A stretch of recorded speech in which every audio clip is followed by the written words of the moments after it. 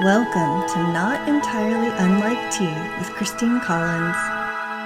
Hey there, it's Christine Collins, and I wanted to talk today about a trend that I see happening and notice it happening even for me as well. And so I'm hoping that this will be relevant for you. There are a lot of sudden, what I call pop psychology gurus out there everywhere online. And there's a lot of material and content and information around the realm of things like productivity and procrastination and how we use our time. And I want to start by saying that I think it is very, very useful to evaluate the way that you spend your time and to make sure that it is in ways that feel good to you, to continuously reassess your processes and the way that you do things for efficiency and usefulness and all of that sort of thing.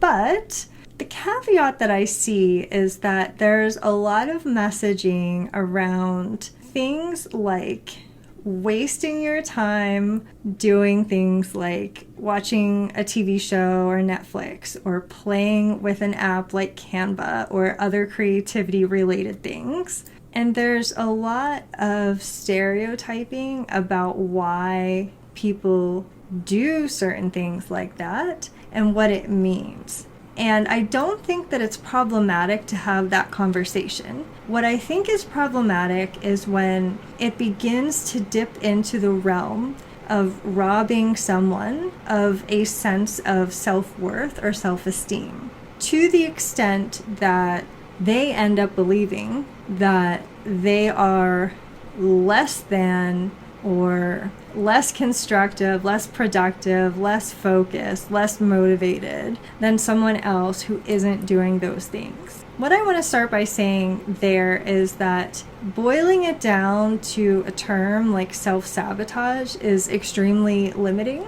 and also presents some barriers to the truth. Human consciousness is very complicated, and our psyche and our subconscious and our desires and our behaviors are layered, complicated, and variable. They are also dynamic and not static, meaning that they do change over time and even day to day. And it is not a personality flaw if someone has slipped into a space of time where they are less productive, less efficient, or something like that. It does not mean that they don't actually want success. It does not mean that they are sabotaging themselves or their success. It does not mean that they are lazy. It does not mean that they aren't hungry enough. It can mean many things, including many things related to mental health and wellness. There are a variety of things that can happen in terms of various mood disorders that can dramatically influence and impact our choices and our behaviors. And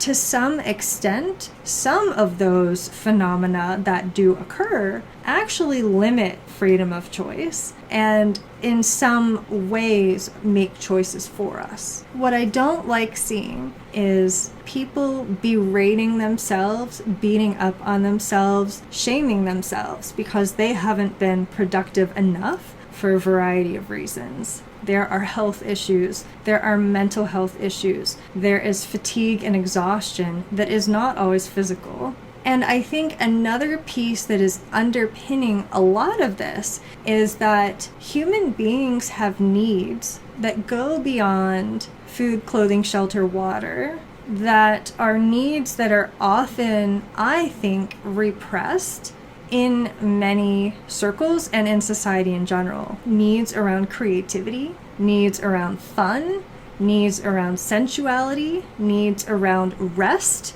and leisure and relaxation. And we are often encouraged to forego those needs. Someone who is in desperate need of a break or some rest is often condemned when instead of doing more work, they take a nap, they fall down a rabbit hole of YouTube videos, or they start playing around with an app like Canva or some of the other more creatively aligned types of apps, or they zombie out into a Netflix series. Those things are often really frowned on. And I think that it undermines the understanding that those needs are equally valid, and that when we continue to push ourselves and push through the exhaustion and push through the need to take a break and to zone out and to just forget about problems for a while, and I do believe that most of what I'm describing is along the lines of needing to forget about problems for a while, it is a mental reprieve. It is a break from the day-to-day troubles and worries and fears and anxieties and responsibilities that everyone carries. It also undermines that individual's capability of understanding their own energetic capacity and making an assumption that all people have the same energetic capacity, and that's not the case. Not all people are doing the same things. Not all people have the same bodies. Not all people are working with the same minds or the same neurophysiology and neurochemistry. They are all different. And when someone is mentally exhausted, their neurophysiology is quite different from someone who is not. So all I can really say is to encourage you to be reflective and mindful of your own situation, of your own needs, and to pay the most attention to that over and above the noise. Self-shaming, self-condemnation, being self-effacing, and putting oneself down because of feeling like you're less productive than other people that you're seeing is actually not constructive or helpful, and other people putting you down is also not constructive or helpful, nor is it even the first step in changing that if it is indeed something that needs or wishes to be changed. And actually, I kind of think that in the moments where things are feeling hard, that's a great time to do more daydreaming, to do more visualizing. While that may feel counterintuitive and there may be pressure on you to just take action instead, it's actually a lot more constructive to identify first where you would like to go, what you would like to have, who you would like to be.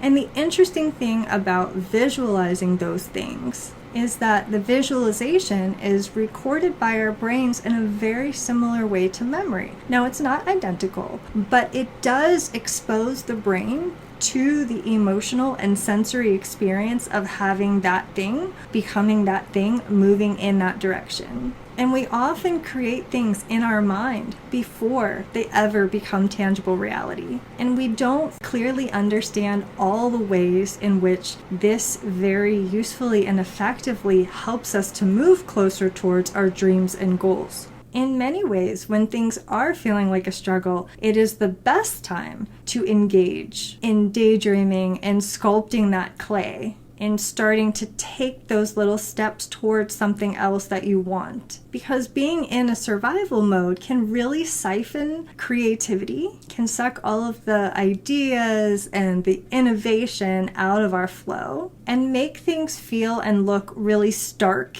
and impossible. Getting back in touch with the belief in things being possible, becoming possible for us, is tremendously powerful in being able to move forward. And taking that first step with a little bit of fantasy, daydreaming, creativity, imagination can go a long way. And I think sometimes some of those things that we are seeing being talked down as time wasters are actually that person's avenue into dreaming about something else, thinking about something else, getting that mental break and that mental reprieve from whatever is happening in their world or in their mental world. And it could even be that spark of creativity that incites something new for that person, where they're perhaps introduced to a new idea, a new concept that they had not yet considered. Being able to create something, no matter how useful or not useful, it is the act of creating that is incredibly powerful for our mindset. And not everything that we create needs to be for a business. Not everything that we design needs to have a money-making goal. Not everything that we spend time on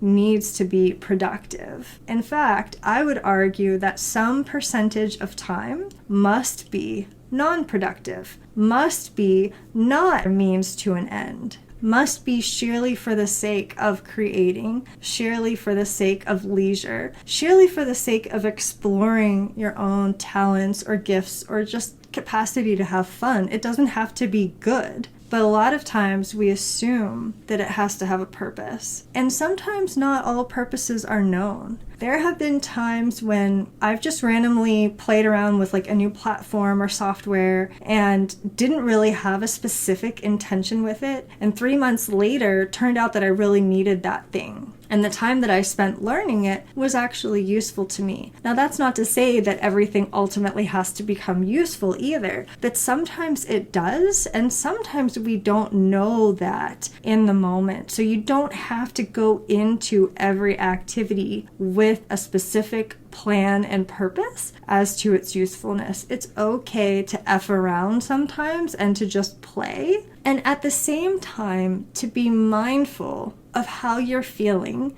as you're doing those things. Is it something that's enjoyable? Is it something that's feeling like a burden? Is it something that's feeling like it's taking more of your time than what you would ideally like? And then you have an opportunity to look at that situation and decide if you want to change something with it. But regardless of whether you choose to change it or not, self-shaming and being shamed by others will not be useful or helpful in making that decision or in making that change. So I've asked more questions here than given answers, but I'm hopeful that this has given you something to contemplate for yourself and perhaps for the public discourse as a whole, because I think it's an important conversation for us to have. I hope you found this useful. And once again, I'm Christine Collins. You can check me out further at transformcreate.com. And until we connect again, I wish you the most magical and creative rest of your day. Thanks for listening. This is Christine Collins at transformcreate.com.